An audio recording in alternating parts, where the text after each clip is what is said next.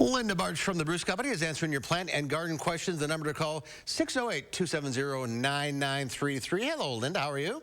Hi, Mark. I'm good. Enjoying the sunshine? I am. I have some plants that are blooming inside. I'm happy till spring. Yeah, me too. All right, let's get to the calls. We'll start with Margaret from South Wayne. Hi, Margaret. What's your question? I have an amaryllis. It's through blooming now, and the bulb is encased in wax with a metal thing stuck in it to keep it level. I'm wondering what to do with it. Well, you know what? I was given one of those as a gift last year, and I kept it just to see what would happen.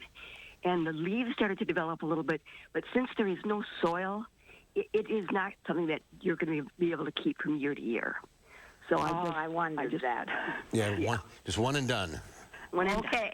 All right, Margaret. Thank you very much. All right, let's go to Nancy now in Wanakee. Hi, Nancy. What's your question?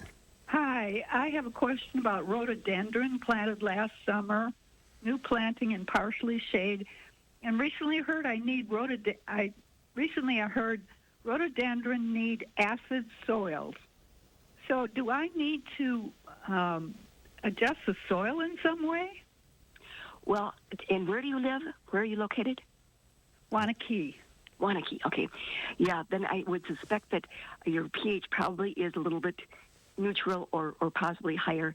What next year, don't worry about it right now, but what you could purchase is something like mirror acid or something that has some acidifying characteristics, and it will help your rhododendron to do better. If it starts to get, chlorosis is a condition where the veins are green and it's yellow in between, then you've got to really get serious about it. But next year, when you start to see new growth coming, you could start with this mirror acid.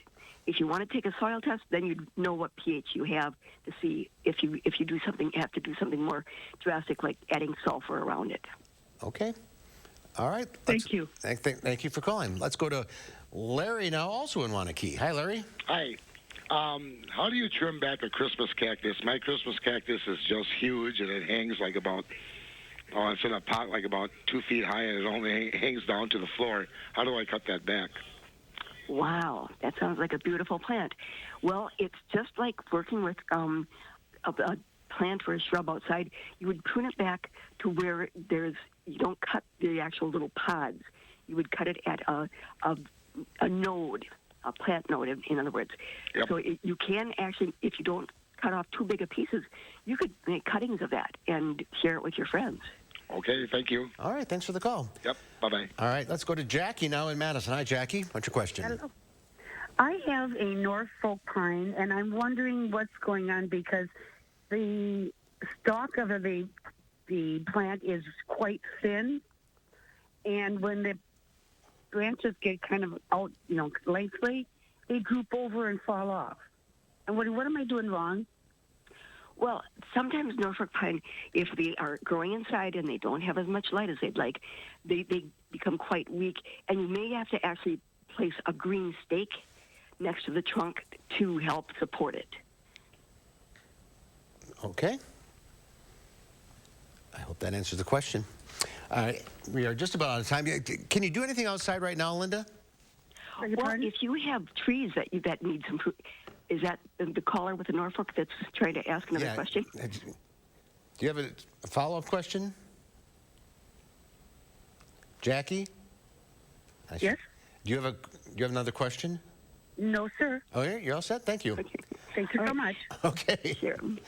All right, you can do a little pruning outside?